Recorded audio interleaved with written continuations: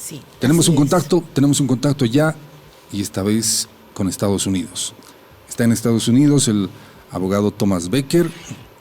Él ha sido defensor, ha apoyado a las víctimas de la masacre de 2003 y también ha estado apoyando a las víctimas de la masacre de Sacaba y Sencata. Tomás, buen día. Te saluda Marco Ibáñez junto a Mónica Arguin desde La Paz. Buenos días, compañeros. Qué gusto, Tomás, ¿eh? ¿Cómo estás? Bien, estoy en La Paz también. Ah, no me digas, mira, producción no nos pasó el dato, ¿ah? Sí, no, estoy aquí para celebrar el Día de los Derechos Humanos con las familias que han sufrido en Tenemos, 2019. tenemos pendiente una entrevista presencial, ¿eh? Ojalá que podamos hacerla la próxima semana. Perfecto. ¿Hasta cuándo estarás en La Paz? Hasta Navidad, más o menos. Caramba, Bueno, ¿eh? estoy viajando un poco, voy a estar en Cochabamba también. Perfecto. Pero sí, voy a estar aquí un rato. Entonces tienes que hacernos un espacio en tu agenda, ¿eh? Perfecto. Muy bien. En las últimas horas se ha conocido que Arturo Murillo, lo debes conocer, lo recuerdas, se ha declarado no culpable. ¿Cuál es tu primera impresión sobre esa decisión? Sí, bueno, ayer se declaró no culpable, pero y como sabemos, sus 4 colaboradores han declarado culpables. Entonces, ahora han dividido, están en diferentes caminos. Ellos van a tener una audiencia el 18, donde el juez o la corte va a dar una sentencia y él va a tener un juicio oral, como en las películas, un juicio ordinario, ¿no? Y en 7 a 15 días el juez va a decidir qué fecha. Y en los Estados Unidos es bien diferente que el caso de Goni. Un caso civil puede durar alto tiempo, pero un caso criminal, el demandado tiene el derecho de un juicio en 70 días o menos. Entonces, es muy posible que vamos a ver un juicio en un par de meses, al principio del año 2022. Tomás, para contexto de nuestros amables oyentes y seguidores, Arturo Murillo fue ministro de gobierno de Yanine Áñez, detenido en Estados Unidos y acusado de lavado de dinero y pago de sobornos. Se declaró no culpable en ese país y con ello se arriesga a una condena mayor si se comprueba su responsabilidad. Llama mucho la atención, Tomás, que 4 de sus ex colaboradores se hubieran declarado culpables y se hubieran acogido a tal vez algunas medidas de favor, si vale el término. Pero ¿qué pasa con Arturo Murillo? ¿Él tiene otra estrategia? ¿Cuál es tu percepción? Complicado. A ver, cuando él entró la audiencia ayer, él dijo que solamente acabó de recibir la demanda, entonces es posible que está todavía pensando de lo que quiere hacer. Siempre un demandado que se declara no culpable puede cambiar su decisión. Entonces, él todavía puede declararse culpable en cualquier momento, incluso durante el juicio.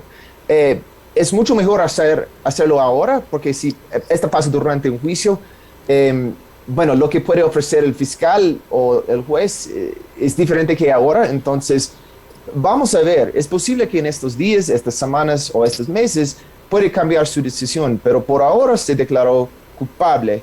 Y como has mencionado, los 4 otros se han declarado no culpables. Como una estrategia, no entiendo la verdad, porque cuando una persona se declara culpable, tiene que, bueno, presentar a la corte una versión de los hechos. Y los otros ya han hecho esto, y generalmente es lo que presentan los fiscales. Entonces he visto lo que han explicado estos demandados, y han dicho que han participado en esta conspiración con Murillo. Entonces, en términos de prueba, es bien fuerte, es prueba muy fuerte en contra de él. Entonces, no sé exactamente lo que está haciendo. Si yo fuera su abogado, yo diría, mejor declararse culpable. Entonces, vamos a ver, tal vez cambie algo. Tras esa declaración de Murillo de no culpable, veamos 2 escenarios. Si mantiene su posición de no culpable, ¿qué continúa? ¿Cuál es el procedimiento? ¿Qué podría dictarse? Si continúa como no culpable. Como he dicho, en 7, 15 días la Corte va a agendar, organizar, eh, bueno, las fechas, la fecha del juicio y unos documentos que tienen que mandar. Eh, y va a tener un juicio con un jurado y el jurado va a decidir si esta persona es culpable o no. Y van a decidir qué es la sentencia, si es culpable. Un juicio como esto, bueno, complicado decir porque es un juicio con un exfuncionario de alto nivel, pero realmente un par de semanas. Y entonces, como he dicho, puede pasar en, no sé, febrero del próximo año. Y como he dicho, tiene el derecho, hay una ley que se llama Speedy Trial Act, la ley de sí. un juicio rápido. Exacto. En teoría puede hacer en 70 días. Siempre los demandados pueden pedir más tiempo si hay unos, no sé, si necesita más tiempo para preparar cosas, si está enfermo. Entonces, en la práctica tal vez un poquito más que 70 días, pero en teoría debe ser en 70 días o menos. ¿Cuál sería la sentencia en este primer escenario? Bueno, soborno tiene una sentencia de 15 años, lavado de dinero 20 años. Casi nadie recibe los máximos, bueno, la sentencia máxima. Es un caso complicado porque en los Estados Unidos con soborno internacional hay formas, hay algunas cosas que pueden aumentar la sentencia. Por ejemplo, si es un funcionario público en una alta posición, sube la sentencia. Si el soborno es más que 1.5 millones de dólares, sube la sentencia. Otra cosa que cambia la sentencia es si es más que un soborno. Entonces, si hay 2 sobornos, 3 sobornos, la sentencia sube. Entonces, bueno, muy complicado decir, no sé exactamente qué va a recibir, pero hay factores que van a aumentar su sentencia. Entonces yo creo que no va a ser como 6 meses o un año, yo creo que va a ser más como 2, 5, tal vez 7, 8, no sé, muy difícil decir, mucho depende del jurado en los Estados Unidos. Veamos el segundo escenario. Recapacita, cambia su declaración y, bueno, admite culpabilidad. ¿Qué pasa en este caso? ¿Se rebaja su sentencia? ¿Goza de algún beneficio? Bueno, va a bajar su sentencia mucho. También, bueno, va a tener otro tipo de audiencia. No va a tener juicio, va a tener una audiencia, un sentencing hearing, donde la corte, bueno, da X años. No sabemos también, como he dicho, estos factores pueden aumentar su sentencia también si se declara culpable. Entonces, más probable es que no va a recibir un mes, va a recibir más, pero también hay otros factores que pueden minimizar o bajar su sentencia. Por ejemplo, si él ofrece información que puede ayudar en el caso. Como sabemos, hay otra persona que no han nombrado públicamente, es un exfuncionario del Ministerio de Defensa, probablemente López, pero no sabemos. Entonces, si por ejemplo él tiene mucha información sobre la conspiración y López o la otra persona, puede bajar su sentencia. Entonces, es complicado decir porque hay muchos factores que no son públicos todavía, pero por lo menos un par de años, 2 a 5 años, es normal en este tipo de caso, pero este no es un caso normal. En este segundo escenario, la sentencia, eventual sentencia contra Arturo Murillo, ¿sería similar a sus 4 ex colaboradores? Probablemente.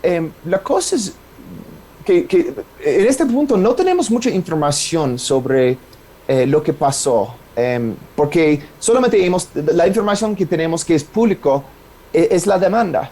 Entonces, en teoría han participado en las mismas acciones ilegales, pero como he dicho, hay algunos factores que cambian su papel. Como un exfuncionario es diferente como que una persona, un ciudadano que participa en soborno o lavado de dinero. Entonces, puede recibir la misma sentencia o puede ser un poquito más alto. Depende de estos factores. También puede bajar más si él ofrece más información que los otros. Están en una situación casi similares, pero un poquito diferente como un exfuncionario de alto nivel. No es como, no sé, una persona un portero, es el exministro. durante una pandemia que robó dinero del Estado, puede tener un impacto, pero no sabemos todavía. Es complicado. Gringolandia es muy raro porque tenemos posibilidades de años y años o meses. A otros países es como 8 a 10 años y sabes exactamente lo que va a recibir. En los Estados Unidos, especialmente con un jurado que no es parte del sistema legal, ellos tienen opiniones mucho más extremos, entonces las posibilidades son mucho más amplias en los Estados Unidos. Buen día, Tomás. Te saluda Mónica Arrin. Un gusto conversar contigo. Quería conocer algunas precisiones acerca de este caso. Ayer el abogado que representa al Estado boliviano en Estados Unidos, Daniel Pugliesio, dio algunas pistas respecto a lo que podría ser el futuro judicial de Arturo Murillo.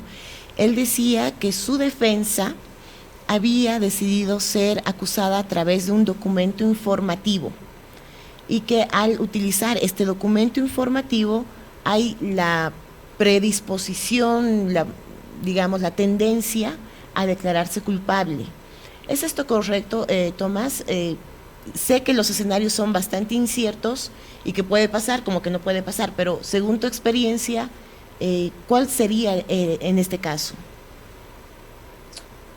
La verdad es complicado decir, no quiero especular porque, como he dicho, es un caso muy diferente porque no hay mucha información pública, solamente los documentos formales.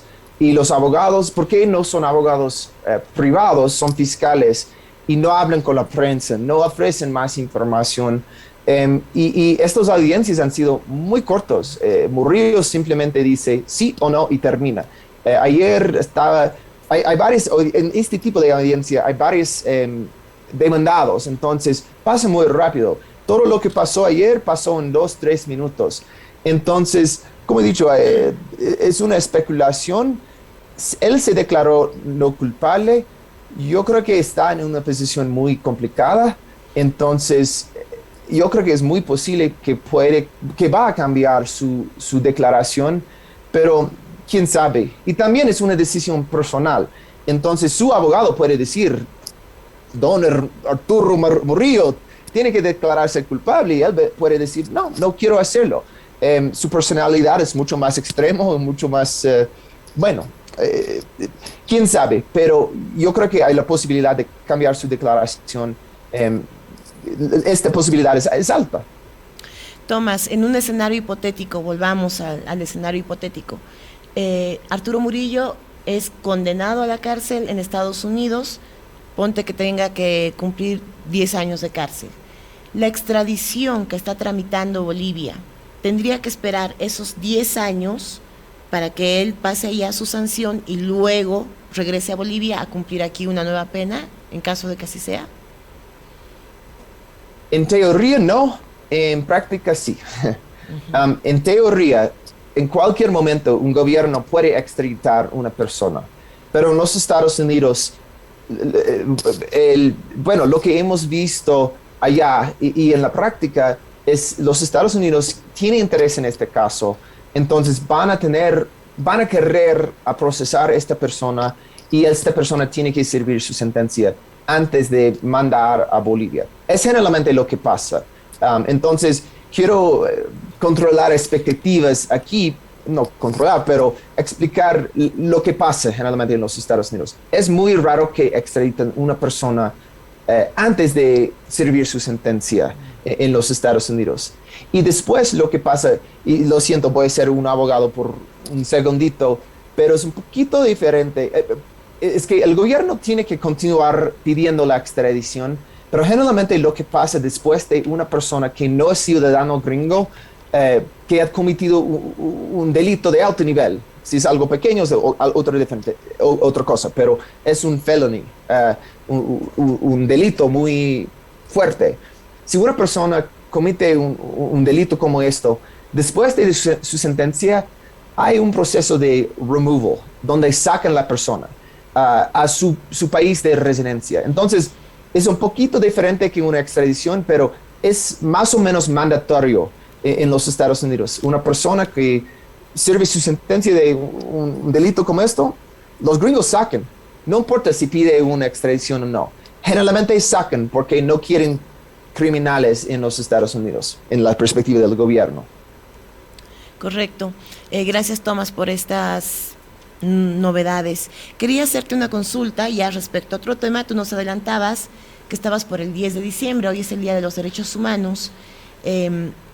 ¿Qué actividades tienes planificadas con las víctimas de Sacaba y de Sencata? ¿Nos puedes contar un poquito? Bueno, estoy aquí en La Paz, por eso voy a estar con unos compañeros que trabajan en derechos humanos. Hoy hay un evento donde hay varias instituciones que van a dar, premios a víctimas de derechos humanos o defensores de derechos humanos. Voy a participar en esto. Hay un acto en el cementerio general para una familia que perdió su familiar durante la dictadura. Entonces, hay varios eventos y voy a ir y acompañar una compañera, Ruth Llanos, que es la presidenta de ASOFAM, de los desaparecidos, los presos de la dictadura. Y entonces vamos a estar juntos y celebrar los que luchan en este día importante. Y como he dicho, vamos a estar con unos compañeros de Sencata también. En los últimos días, Tomás, el gobierno ha iniciado ya acciones de reparación, si vale el término, contra las víctimas de Sacaba y Sencata. ¿Cómo ves este proceso a tu criterio? Perdón, cortaba. Otra vez, te repito. El proceso de reparación, de implementación de justicia contra las víctimas de Sacaba y Sencata. ¿Cómo estás viendo tú? Bueno, es un paso de varios pasos. Lo más importante, y las víctimas, necesitan plata, necesitan esta forma de reparación, pero lo más importante es necesitan justicia, merecen justicia. Entonces, lamentablemente, yo creo que estos procesos están avanzando muy lentos. Hay muchos obstáculos de varios lados, ¿no? Por un lado, el gobierno tiene que avanzar más rápido. Pero por el otro lado, cuando hablo del gobierno, es del MAS, pero también otros políticos. Y entonces, los del MAS, los del ministerio, tienen que avanzar más rápido, en mi opinión. Pero también, lo que me preocupa mucho es todavía hay muchos miembros de la oposición que no apoyan estos procesos. En Bolivia para un juicio de responsabilidades necesita 2/3. Y yo sé, hay la posibilidad de un juicio ordinario contra años o juicio de responsabilidades. Pero de muchos miembros de la oposición no hay apoyo de ninguno de los dos. Y para negar la posibilidad de justicia para las víctimas es una forma de revictimización. Entonces, en mi opinión, ellos están participando en violaciones de derechos humanos. Ellos tienen que aceptar este tipo de juicio y no politizar las víctimas. Es lo que está pasando. Están usando las víctimas como parte de un juego. Y sabemos lo que pasó. Yo creo que no hay debate en este punto. Todas las instituciones, literalmente todas las instituciones que han investigado lo que pasó en Sacaba y Sencata, han dicho que son masacres. La ONU, la CIDH, Harvard, la Red Universitaria, el GIEI, la Defensor del Pueblo, todos. Entonces, en este punto no hay debate. Pero todavía hay muchas personas que neguen justicia para las víctimas. Entonces, es bueno que el gobierno está avanzando un poco con ofrecer plata a las familias para que puedan tener una vida más o menos normal, pero necesitan un juicio ahorita. Perfecto, Tomás. Nosotros desde La Razón Radio te agradecemos muchísimo siempre tu gentileza. Muchas gracias.